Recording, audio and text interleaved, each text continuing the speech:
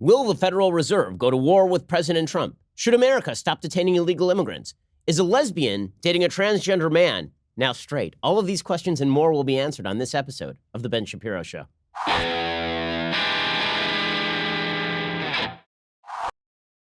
I'm not kidding. We're actually going to answer that last question. Or at least the Washington Post is going to try to, because the media are our guardians and our firefighters. Everything's going swell in America, guys. So let's just jump right into the news. Apparently, the key yield curve has now inverted to the worst level since 2007. So that's some good news to brighten up your morning and your afternoon.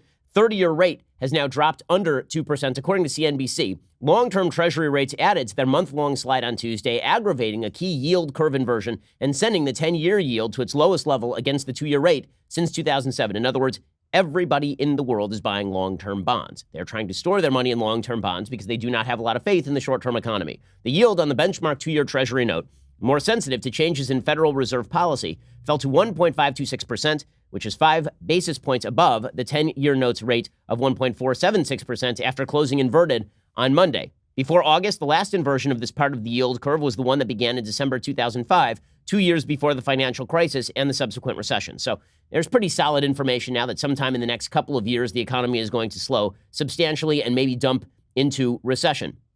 Now, the Federal Reserve has been pressured, obviously, by President Trump in heavy ways to pump up the inflationary policy at the Fed.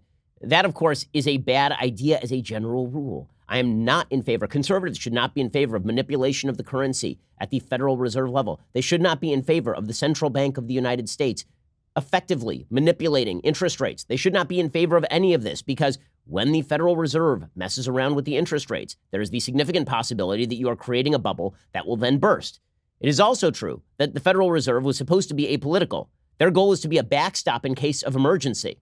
It's supposed to be a 2007, 2008 recession. The Federal Reserve steps in to cut interest rates and jog spending, for example. It was not supposed to be that a politician needs a lift, and so the Federal Reserve cuts rates. In fact, the Federal Reserve was supposed to be the responsible actor here. And the fact that President Trump is calling on the Federal Reserve not to be responsible in order to pump up the economy in advance of the election is not a particularly good thing. And if a Democrat were doing this, Republicans would rightly be outraged. Now, does that mean that the Federal Reserve should be acting politically? No, it doesn't. The theme of today's show is going to be the failure of our institutions and the fact that everyone is losing faith in our institutions, and for good reason. The politicization of our institutions in every single possible way is devastating to America's social fabric, to our trust in each other. If you cannot trust that our institutions are going to run like they are supposed to run, then it's going to be very difficult to explain why we should have delegated power to those institutions in the first place. Maybe it leads to a libertarian moment. Alternatively, maybe it leads to tribal warfare politics, in which you don't care about the institutions themselves and maintaining the integrity of the institutions themselves. All you care about is who's in control of the government gun.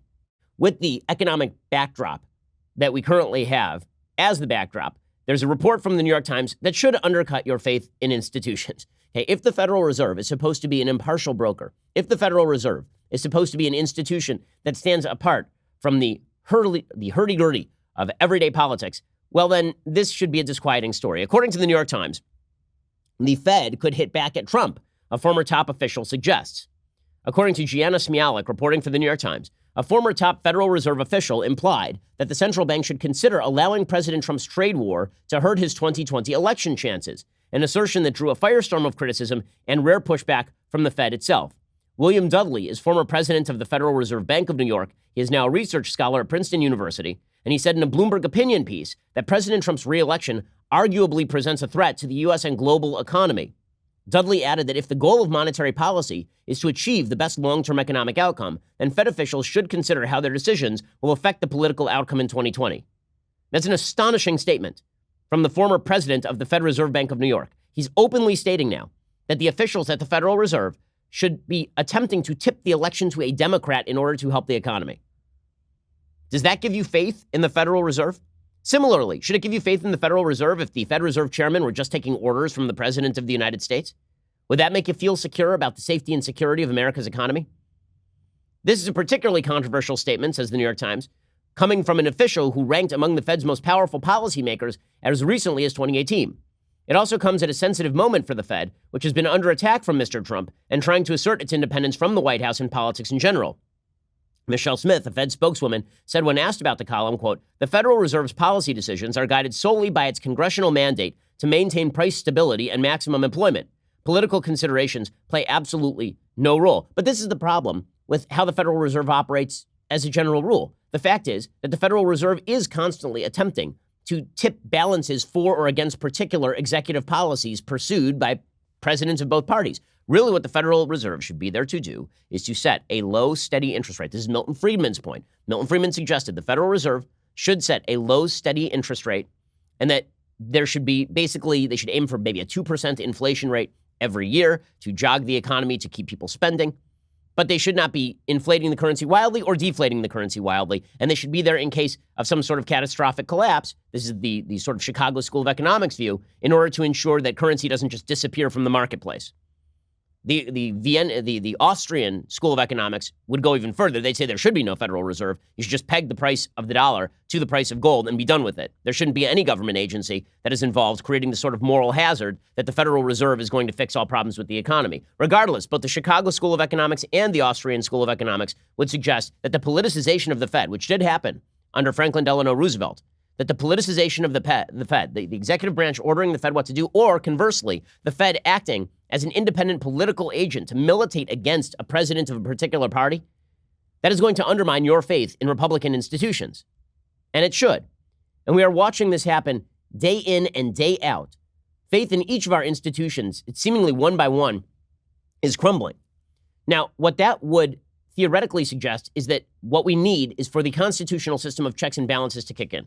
Right? What we would need right now is, if you don't have faith in any one branch of the government, then you should have faith that the entire government is going to gridlock itself. That you're not going to, sure, we don't trust the executive branch if you're a Democrat right now. Well, that's what the legislature is for. And you don't trust the legislature if you're a Republican? Well, that's what the executive branch is for. You don't trust the judiciary? That's what the legislature and the executive branch are for. You don't trust the federal government in general? That's what the state governments are for. Right? The entire system of checks and balances imposed by the founders assumed an endemic level of mistrust in our institutions. So this is where the Constitution really should become valuable. Unfortunately, there are a lot of folks on both sides of the aisle, but particularly the left these days, who are pushing against those checks and balances at the same time we're losing faith in the institutions. So the institutions no longer have our faith, and now they want to get rid of the checks and balances. So if you don't trust the institutions and you don't like the checks and balances, what you're really arguing for is taking control of the institutions so you can use them on behalf of your own favored policies. Well, that is very dangerous in a republic. Basically, that is two people, that turns government into the Joker's game in The Dark Knight, splitting a pool cue in two and throwing it out there and saying, okay, whoever controls the pool cue gets to be employed here. It turns it into a tribal fight, war by other means, as I suggested earlier this week. And pushing this are the folks of the far left. So Jamel Bouie, who is not a very good columnist over at the New York Times, I enjoy some of his work. I will say that I don't think that he thinks through a lot of his own ideas. He has an opinion piece in the New York Times suggesting that Alexandria Ocasio-Cortez understands democracy better than Republicans do, which is false. AOC understands literally nothing except for using Instagram better than Republicans do, and maybe dancing on rooftops, but that is a matter of opinion. Jamel Bouie says, spend enough time talking politics on the internet or in any other public forum, and you'll run into this standard reply to anyone who wants more democracy in American government. We're a republic, not a democracy. Yes, because that's true. You saw it over the weekend, says Jamel Bouie, in an exchange between Representatives AOC and Dan Crenshaw of Texas, friends of the Ben Shapiro show. In a brief series of tweets, Ocasio-Cortez made the case against the Electoral College and argued for a national popular vote to choose the president. She said every vote should be equal in America no matter who you are or where you come from. The right thing to do is establish a popular vote, and GOP will do everything they can to fight it. Crenshaw, who has sparred with AOC before, jumped in with a response. Abolishing the Electoral College means that politicians will only campaign in and listen to urban areas. That is not a representative democracy. He said we live in a republic, which means 51% of the population doesn't get to boss around the other 49%. And then Jamel Bouie suggests that the crux of Crenshaw's argument, we live in a republic, is wrong. He says he doesn't say not a democracy, but it's implied by the next clause where he rejects majority rule. You can fill in the blanks of the argument from there. The Founding Fathers built a government to stymie the tyranny of the majority. They contrasted their republic with democracy, which they condemned as dangerous and unstable. As John Adams wrote in an 1814 letter to the Virginia politician John Taylor, democracy never lasts long. It soon wastes, exhausts, and murders itself. There never was a democracy yet that did not commit suicide. But there's a problem, says Jamel Bouie. For the founders, democracy did not mean majority rule in a system of representation. The men who led the revolution and devised the Constitution were immersed in classical literature and political theory. Ancient Greece, in particular, was a cautionary tale. When James Madison critiqued democracy in Federalist No. 10, he meant the Athenian sort, a society consisting of a small number of citizens who assemble and administer the government in person. He says, in more modern terms, the founders feared direct democracy and accounted for its dangers with a system of representative democracy. Yes, this republic had counter-majoritarian aspects, but it was not designed for minority rule. Nobody suggested that it was designed for minority rule, but if Jamel Bouie is truly suggesting that the founders were big fans of pure majoritarianism, he hasn't read the entirety of the Federalist Papers. I'm sorry, Federalist 10 isn't the only Federalist paper. There are like 80 of them. So, no, that is incorrect. Okay, the Federalist Papers make quite clear that that the founders were very much afraid of faction. They're afraid of the power of a majority to overrun the rights guaranteed by the Constitution of the United States. It's amazing to see Bouie completely miss the point like this. He says virtually everything was geared toward producing representative majorities that could govern on behalf of the country, to diminish faction in favor of consensus. And in the case of the Electoral College, the point wasn't to stymie majorities, but to provide a way to find a competent and popular chief executive in a large nation of parochial states.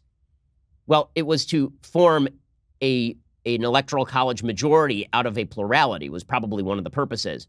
So it was to turn a minority into a majority in some cases. And when it comes to producing representative majority, overwhelming majorities, the founders were very much in favor of. 51% to 49%, they were very much not in favor of. But again, this is Jamel Bouie stumping against institutions of our government that were designed to curb our lack of faith in the institutions themselves, right? So now he wants to get rid of the checks and balances, because AOC's argument could be made on exactly the same basis for getting rid of the United States Senate. After all, the United States Senate gives the exact same number of representatives to Montana, which has like 10 people, as it does to California, which has 50 million people. So why shouldn't you make the same argument about getting rid of the Senate of the United States? As it turns out, this isn't the only attack on institutions that our media are pushing. They're also pushing attacks on our very system of immigration, on borders at all.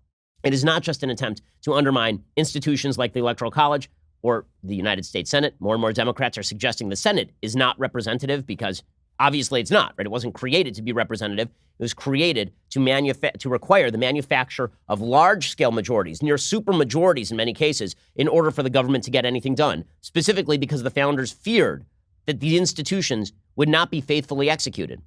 The solution for a lot of folks on the left, and some people on the right too, is that we should just overrun all those checks and balances, and really we should have an effective government that gets things done the way I want them done. That is incredibly dangerous. Your rights are protected by the inability of the government to do things. That is what the founders thought. Okay, but now you've got the New York Times stumping not just against the Electoral College or the Senate, you've got them stumping against the very idea of borders. So the New York Times editorial board, their wonderful editorial board, they have an editorial today called "The Immigration System is a Mess. Trump's Policies Are Making It Worse." They say it has been an eventful few weeks in President Trump's ever-escalating crusade to restrict immigration. On August 12th, his administration announced a rule change making it more difficult for poor immigrants to obtain green cards by giving officials more leeway in assessing who is likely to become a public charge, meaning someone who relies on public services. Okay, that's good policy. If you immigrate here and we think that you're going to be on welfare, you shouldn't be immigrating here. On August 21st, it introduced a new rule jettisoning the existing 20-day limit on holding migrant children in detention. That was designed specifically so that we didn't have to separate children from parents, and also so that we did not have to release parents into the interior of the United States where they show up for one court hearing and then receive a provisional green card and overstay that green card and become permanent illegal residents of the United States. The next day, according to the New York Times, the president reasserted his interest in abolishing birthright citizenship, the constitutional guarantee that anyone born in the United States is automatically a citizen. They say, whatever its long-term implications, the president's obsession with what he has termed an immigrant invasion is already undermining the functioning of his administration and the safety of the nation. The Boston Globe reported last week a mass diversion of immigration officers from New England to the southwest border will bring to a stop the processing of nearly all 40,000 asylum requests pending in New England. Similarly, back in March, senior staff members at U.S. Citizenship and Immigration Services were told that by year's end, the agency would shut down its international division, which assists overseas applicants applying to immigrate to the United States to redirect resources to the border crisis, as if the legal immigration system needed additional stressors. Okay, so now you're just objecting to Trump redirecting resources so that we can enforce our southern border. I don't see you calling on Democrats to provide additional funding so we can continue doing all of these things while ensuring safety and security at our southern border. What the New York Times wants is catch and release.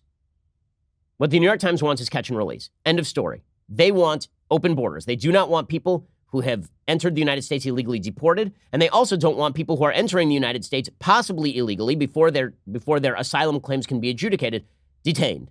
They simply want an open border where people can walk across, disappear into the interior, and stay forever. That is pretty much the only way to read this editorial.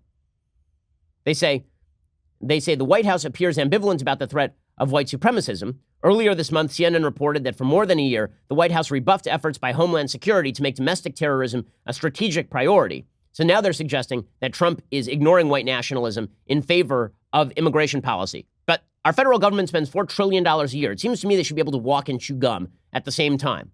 And if we are talking about long-term effect on the United States, yes, white nationalism is evil. It is a problem. White supremacism is a problem. It is also a minute number of people in absolute terms who are providing an outsized threat, as opposed to, if you're just talking about things that will affect the country on a broad level for decades to come, millions of people entering the country illegally without any check and balance is going to provide a pretty significant change to the country. Now, obviously that change is going to come with good. It's going to come with bad. It's not an unmitigated evil like white nationalism or white supremacism. Of course.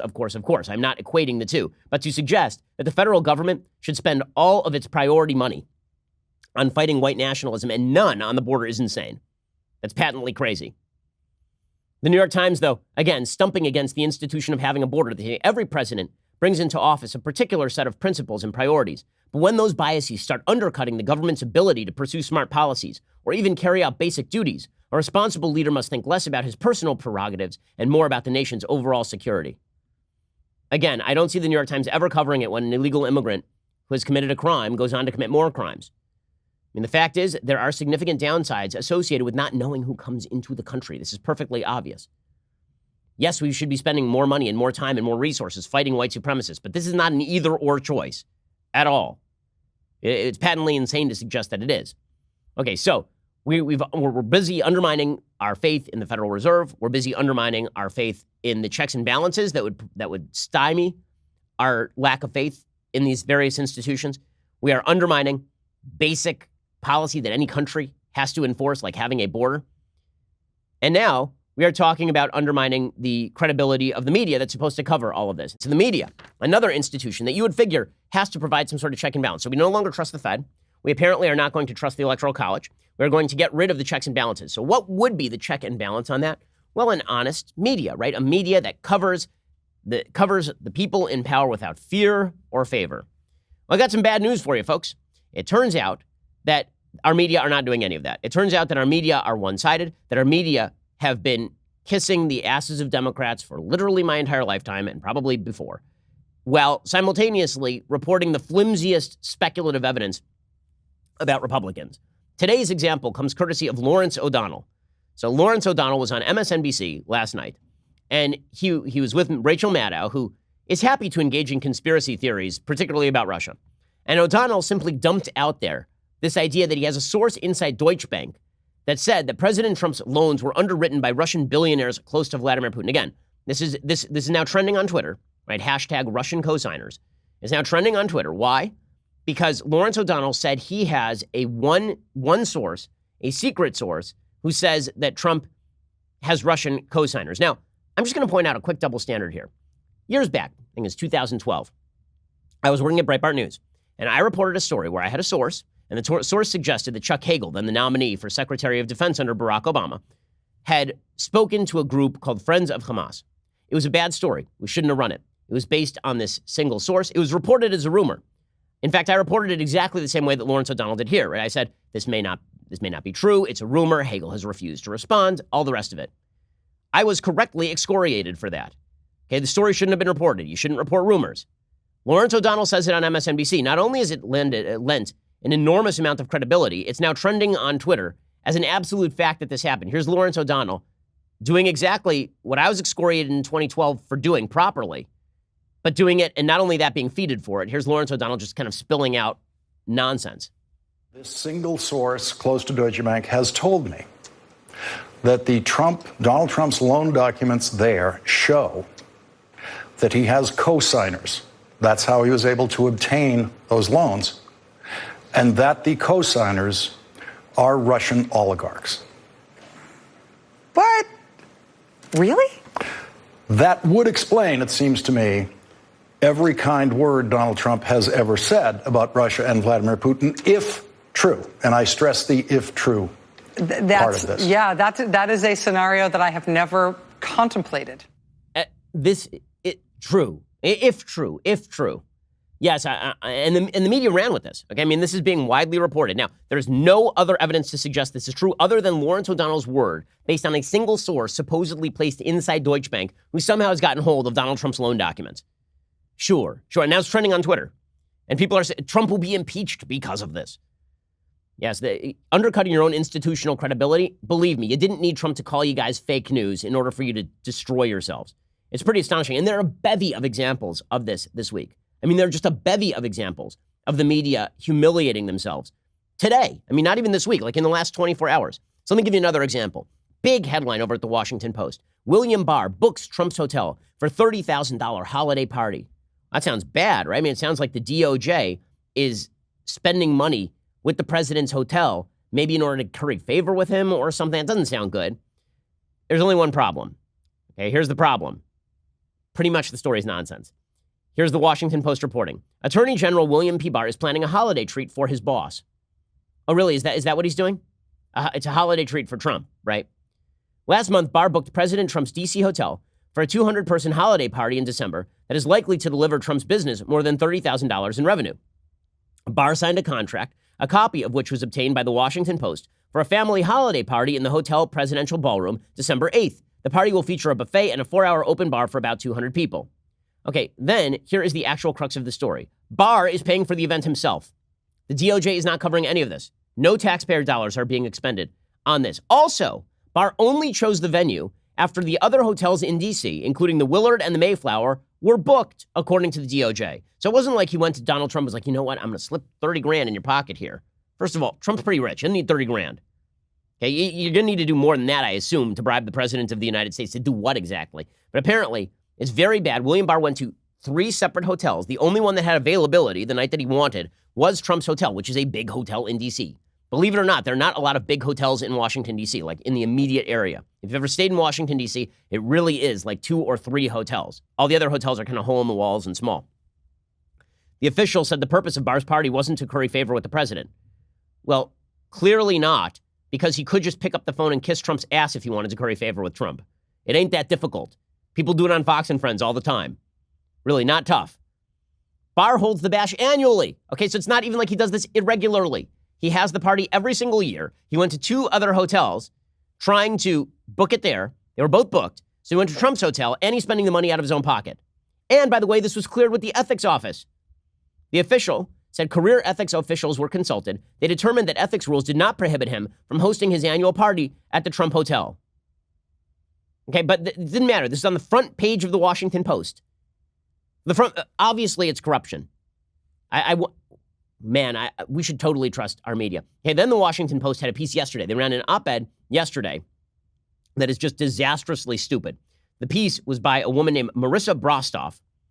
Okay, and it was all about how the pro-life movement is truly white supremacist, which is just absolute sheer garbage. It is absolute sheer garbage. One of the chief talking points of the pro-life movement is that more black babies are aborted in New York City every year than born. Pro-life people want to see more babies. We do not care whether those babies are black, white, or green. This is ridiculous. I mean, if you were talking about the pro-life movement being white supremacist, presumably they'd be very much in favor of the continued access of minority people to Planned Parenthood, because Planned Parenthood disproportionately performs abortions on ethnic minorities. Pro-life people have been fighting against the eugenicist movement for literally the entirety of the pro-life movement. Margaret Sanger was a eugenicist, the founder of Planned Parenthood. She was a racist and a eugenicist. Okay, this is insane. Okay, but the Washington Post went even further in running this op-ed. Okay, this op-ed originally included the following paragraph. You ready? As border controls tighten, the links between pronatalism and nativism have once again become visible. Inspired by Steve King's admiring remark about Geert Wilders, who's a politician in the Netherlands, Isla Stewart, creator of a popular white nationalist blog called Wife with a Purpose, issued a white baby challenge that went viral in alt-right circles. The mother of 6 asked audience members to have as many white babies as I have contributed. Okay, that part is idiotic, but here is where it gets crazy. Meanwhile, as replacement discourse enters the conservative mainstream, talk of birth rates comes along with it. Our people aren't having enough children to replace themselves. That should bother us, J.D. Vance, author of the best-selling Hillbilly Elegy, told his audience at the National Conservatism Conference last month. Earlier this year, he described himself as appalled by Democrats' permissive attitudes toward abortion. Vance did not spell out exactly who was included in the word our, as in our people. He didn't need to. No, actually, he did need to.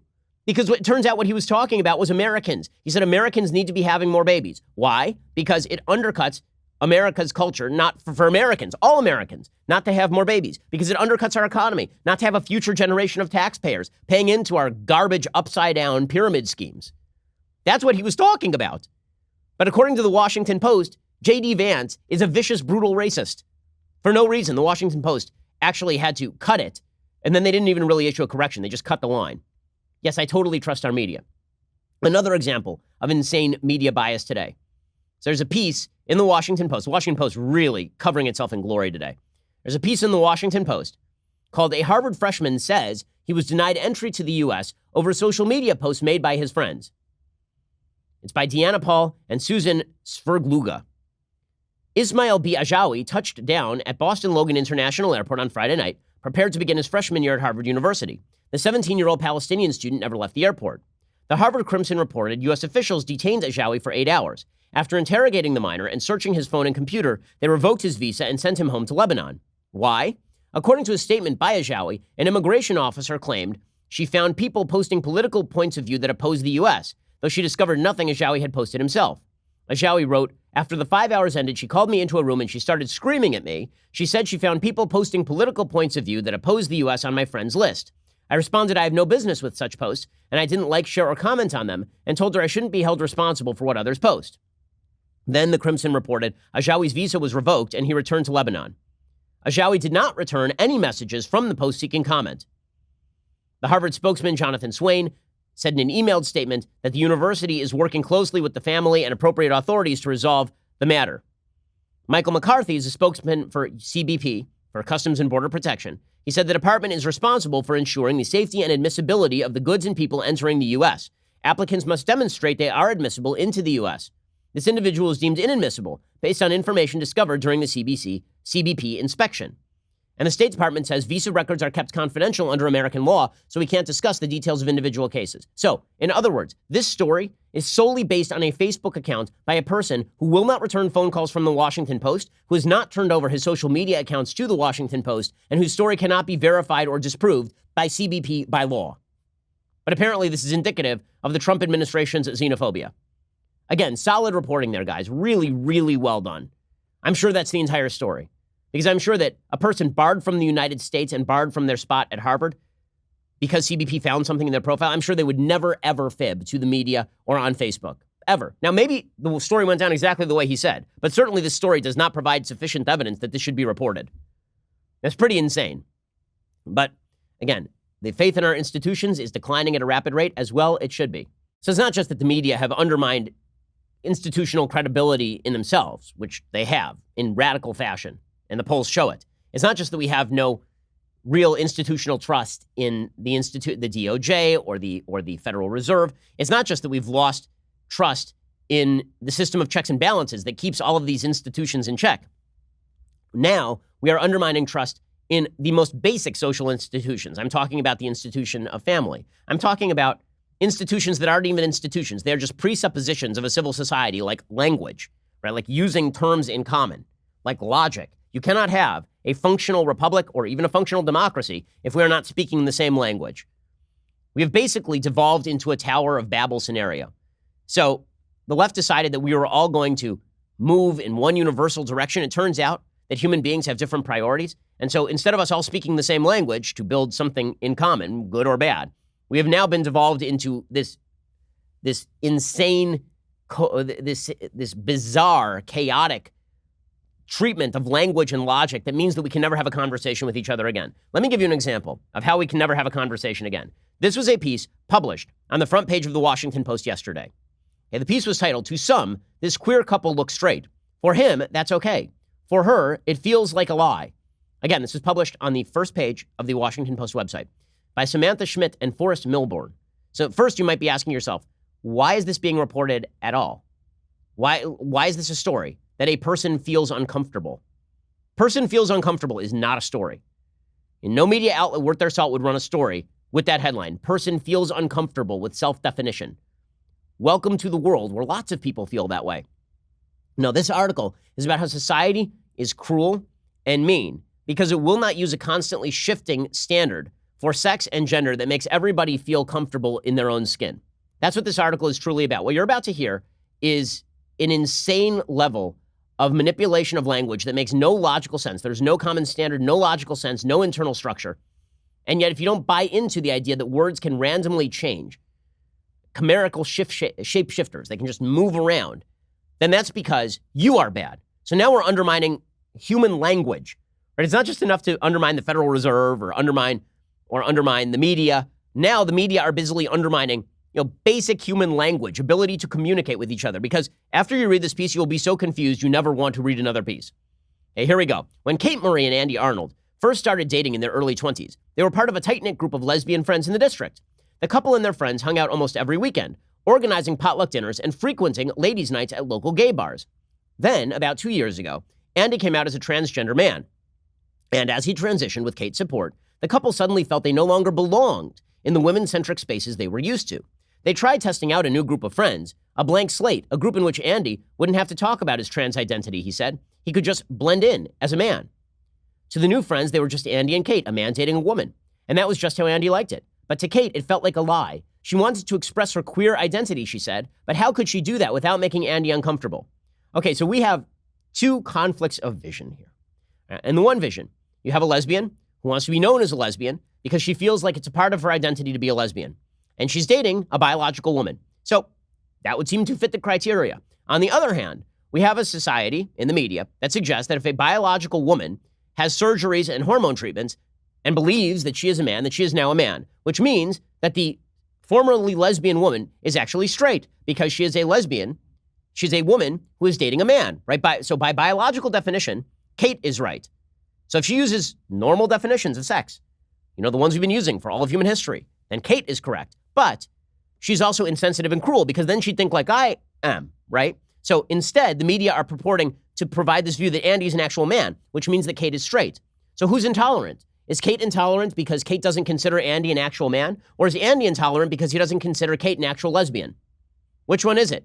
The Washington Post answer, society is intolerant, right? So it's you. You're you reading the story. We are intolerant because we're looking at this and we thought that this is a pretty binary question, right? Either Andy is a man or Andy's a woman. I mean, there are no other choices here. There's no other choice on the board. Either Andy's a man or a woman. By one standard, the crazy left media, insane gender studies, bizarro standard, Andy is a man, which means Kate is straight. By the biological definition, Andy is a woman, which means Kate's a lesbian. Those are the only two choices. Nah. You thought that this was a logical Kobayashi Maru problem? Wrong you are. William Shatner here has found a way out of the Kobayashi Maru problem.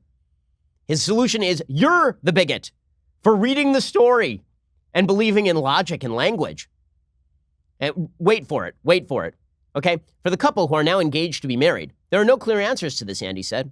No matter how much I want to separate my trans identity from who I am, I can't. I can't separate it from my relationship with Kate because she's a queer woman. It's a daily dance we navigate. This tension is a daily reality for many queer couples who feel the way others perceive them is at odds with who they really are. That's the sentence right there, right? It's a daily reality for queer couples who feel that the way others perceive them is at odds with who they really... It's you. You're not understanding enough. You with your logic and your language and your definitions. You're intolerant. You're undercutting both Andy and Kate, who'd lead a happy life if you would simultaneously agree that Kate is a lesbian and also that Andy is a man. Right? How dare you? How dare you, sir? Hey, this is just ridiculous. And then the article talks about how Andy is quote-unquote passing, but Andy isn't really passing because Andy is a man. Or is Andy a man? Unclear. Right? Andy says, I want to be seen as a man. I don't want to have any sort of mark on me that says I'm trans. I think if I were more inclined to do that, Kate and I would probably have an easier time. Some people do feel like I need to represent the group I'm a part of, but not me. I just want to blend. And then the Washington Post really drops the hammer. Again, it's about you, right? So this bizarre situation that clearly exposes the flaws in gender studies thinking, it's a problem with you. Many Americans still have a hard time grasping the fact that gender and sexual orientation are independent from each other. A person's gender identity does not determine whom they will be attracted to or who will be attracted to them. See, you're the bigot. Now, again, this article has nothing to do with that sort of confusion at all. At all, right? But it's about you and your intolerance. Transgender and non-binary people identify as genders different from those on their birth certificates. But, for example, a transgender man might be attracted only to women, or only to men, or both. It depends entirely on the person. And when a person transitions while in a relationship, it doesn't necessarily change their partner's sexual orientation. Just because Kate is no longer dating a woman doesn't mean she is no longer queer. Distinguishing between identities in the LGBTQ community has become increasingly complex as more categories for gender identities and sexual orientations have emerged, many of them breaking with traditional binary notions.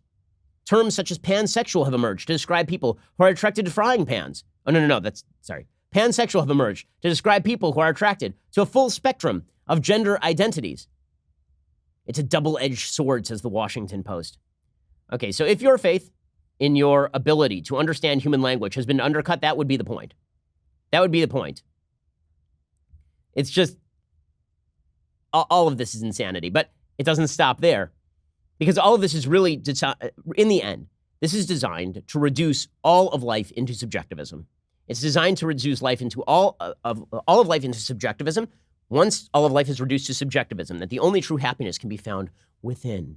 Because reason and logic go out the window, because you really can't control your own behavior. Subjectivism is the only thing that counts. Well, if the only thing that matters is your subjective pleasure, your subjective self-definition, then you are going to identify as a member of a tribe with people who think like you. And then politics just becomes a question of tribal warfare. How does your tribe gain power over another tribe? And that is exactly what politics is becoming, because it used to be you could have a conversation with somebody who disagreed. Now conversations with people who disagree with you are considered verboten. They're considered bad and wrong by the left. How do I know this? Well, I'll tell you a brief story. So just a few weeks ago, I was in a room with a dude who happens to be, I'm not going to name him, I'm not going to name the podcast, happens to be very prominent on an extremely popular left-wing podcast. Friendly guy, right? We got to talking. We obviously disagree on a wide variety of things. And I said to him, you know what we should do? We should do a crossover podcast because your podcast is popular and my podcast is popular. You'll get huge audiences. It would be really interesting. It could show that conversation is still possible. And he said to me, your audience would be fine with it. I said, I know my audience would be fine with it because my audience doesn't care if I have a conversation with somebody on the other side. In fact, when we do my Sunday special every week, I have conversations with people on the other side probably 35% to 40% of the time. Everybody from Andrew Yang to Piers Morgan. Right? I do it all the time. Larry Wilmer. We do it a lot. I'm happy to have conversations with people on the other side of the aisle. What he said was, my audience would kill me. He said, my audience would not allow you in the room. They would kill me. Okay, and that's correct. That's what politics has come down to. So why should I trust a political system that allows that guy and his audience to dominate me? Why would I possibly be in favor of that? And that's what a lot of folks on the radical left would like at this point. Not a conversation, not a system of checks and balances that requires a supermajority of Americans or a heavy majority of Americans to agree to something to change the system, which seems proper in a diverse republic. Now, instead, what they want is sheer power politics, and they want to indoctrinate your kids into all of this. And there's an article at the Huffington Post that I think is pretty telling along these lines by Lucy Rimmelauer. Is my kid fluent in racism?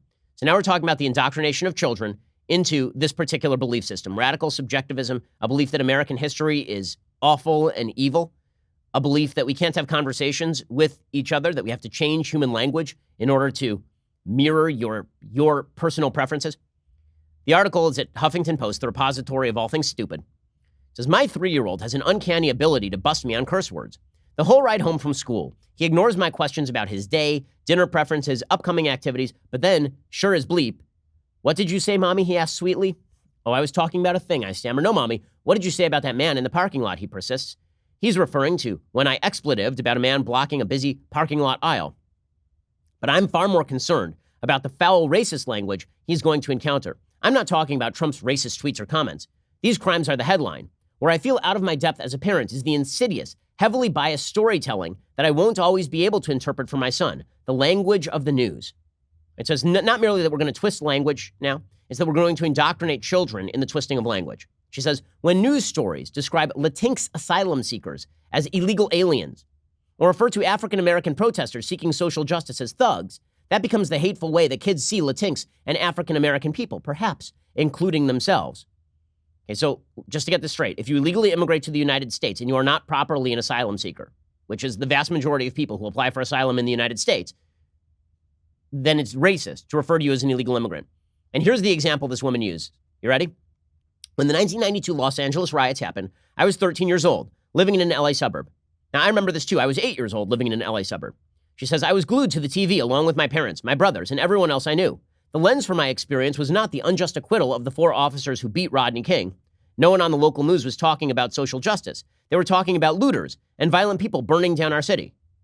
Yes, because that's what the LA riots were. Literally people running out into the street, bashing in-store windows, stealing TVs, and beating the living hell out of truckers who got caught in the middle of the area.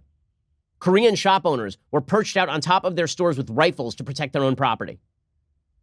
The LA riots were a horror show. You want to protest the Rodney King verdict? Go for it. That's not what the LA riots were. They were riots, and a lot of the people taking part in them were people who were looking to steal a TV. That is just the reality of the situation. It was not an LA uprising. It was not a politically motivated, quote-unquote, uprising against authorities. If it were, it would have been directed at the mayor's office, which is in downtown LA. That is not what happened.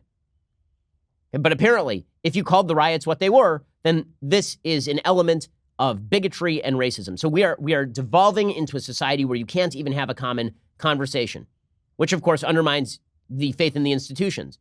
But then also, you don't want the institutions of checks and balances to stop you from beating up the other guy. So you want to get rid of the checks and balances. You want institutions that you can't trust unless you control them. This is how you get to tyranny pretty quickly.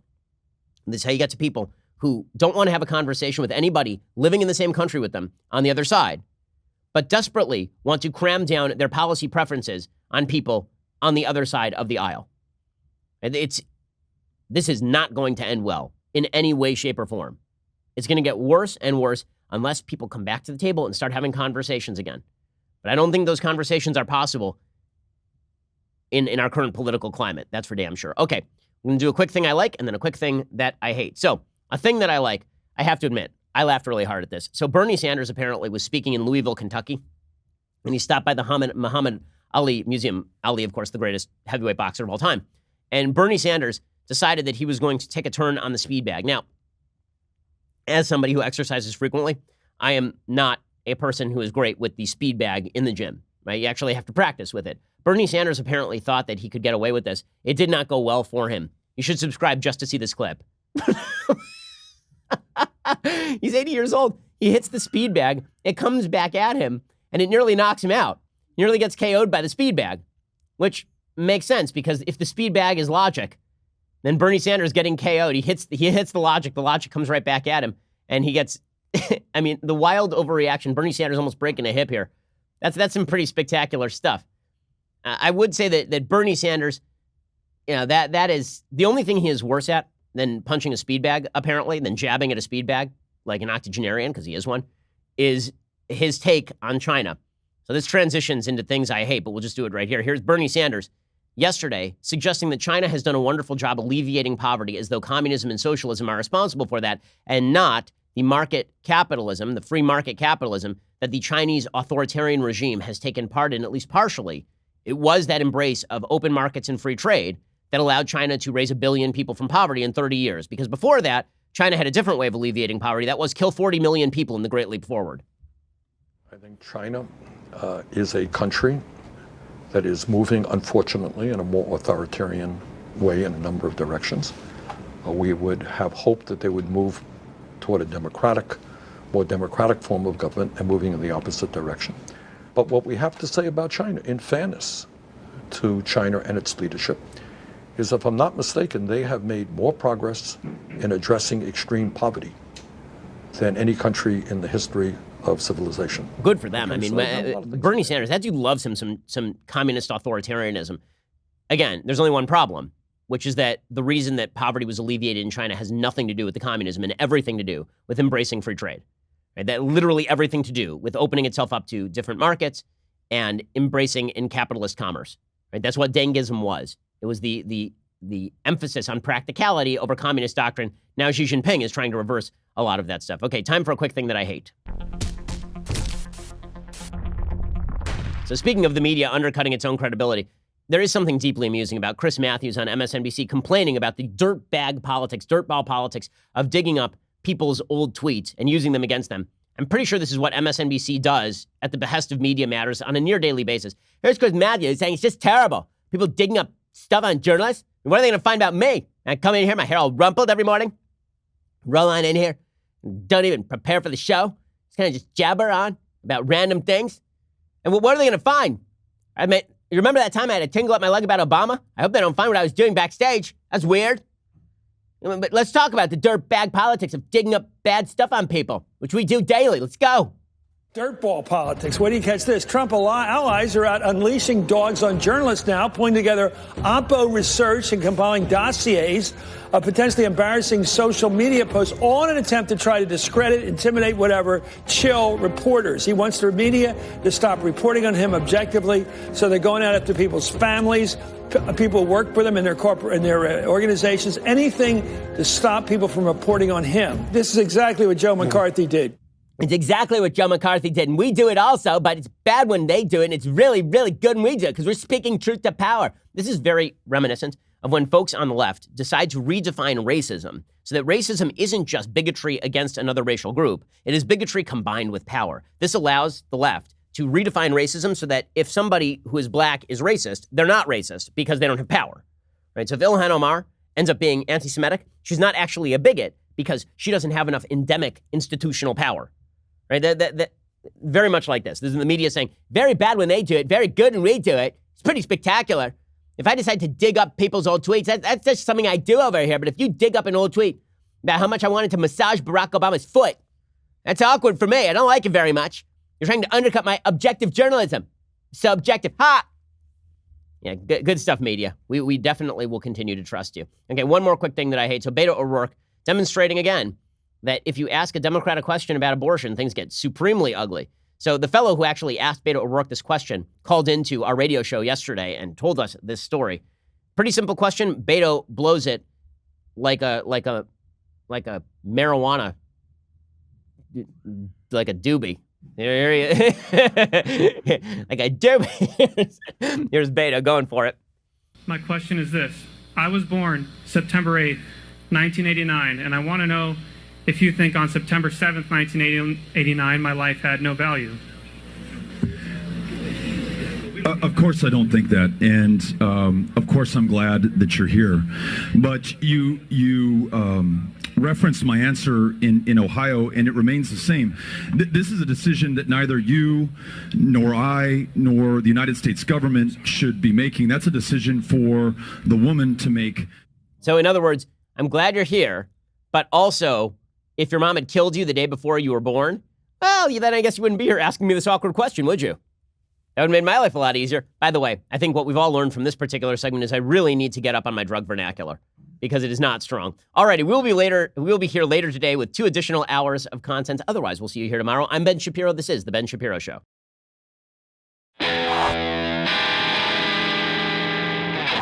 The Ben Shapiro Show is produced by Robert Sterling, directed by Mike Joyner, executive producer Jeremy Boring, senior producer Jonathan Hay. Our supervising producer is Mathis Glover, and our technical producer is Austin Stevens, edited by Adam Sayevitz. Audio is mixed by Mike Coromina. Hair and makeup is by Jesua Olvera. Production assistant Nick Sheehan. The Ben Shapiro Show is a Daily Wire production. Copyright Daily Wire 2019. If you want to delve the depths of leftist madness, head on over to The Michael Knowles Show, where we examine what's really going on beneath the surface of our politics and bask in the simple joys of being right.